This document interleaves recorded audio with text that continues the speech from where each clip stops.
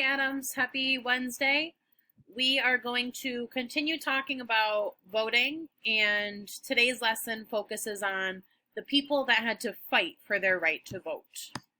So we've got the Declaration of Independence behind us in the background today, because in order to earn this right to vote, these people had to get an amendment added to our Constitution. So remember, at first, only white men that owned land were allowed to vote. Over time, African Americans and women had to fight for their right as a citizen. So first we're going to talk about the women's suffrage movement. And it took about 100 years for women to get the right to vote. They held a convention at Seneca Falls, New York, which is actually where we were going to go on a field trip to, but they canceled on us. So this is a place where there's a museum now, and they had a meeting there where they wrote a document that convinced people to pass the amendment for women to be able to vote. So these people were called abolitionists, and an abolitionist is a person who fights for equal rights. And this document that they created was called the Declaration of Sentiments. And ultimately it said that men and women are created equal and both should be treated as citizens.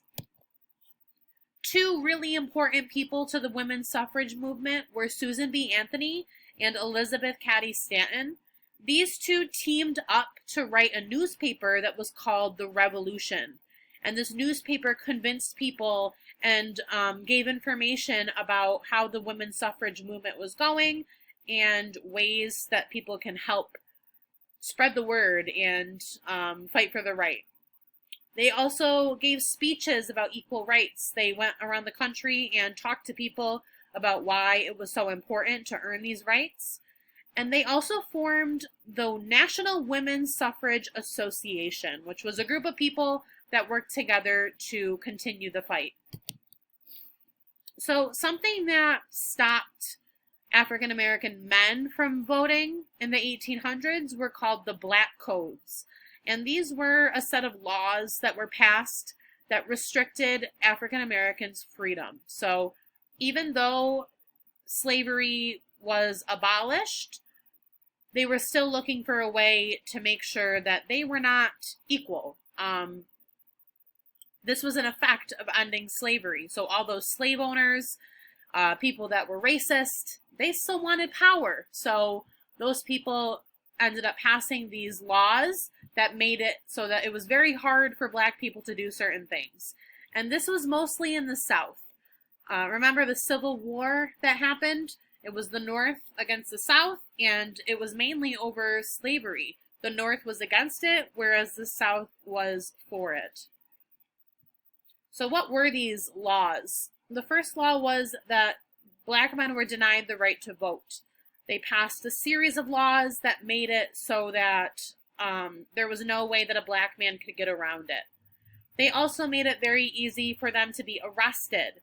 So silly things that typically would never call police attention were made legal for people to be arrested. They also punished black people for changing their job. So these people couldn't even change their job without having some sort of legal repercussion. And they also limited Black people in court cases. They didn't allow them to be jurors on a case, and they made it very hard for them to plead their innocence in a court if need be. So all of these reasons that I just gave you are more the reason to vote. People fought for our right to vote. Use it to make our country a better place. Make your voice heard. Speak up. Your voice matters.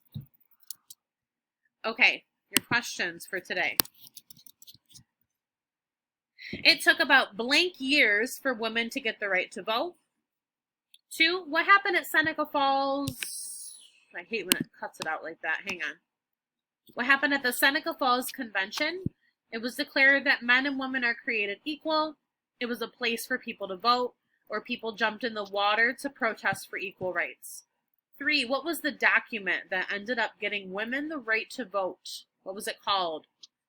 4, Susan B. Anthony and Elizabeth Cady Stanton created a newspaper called Blank to promote equal rights. What was the newspaper called?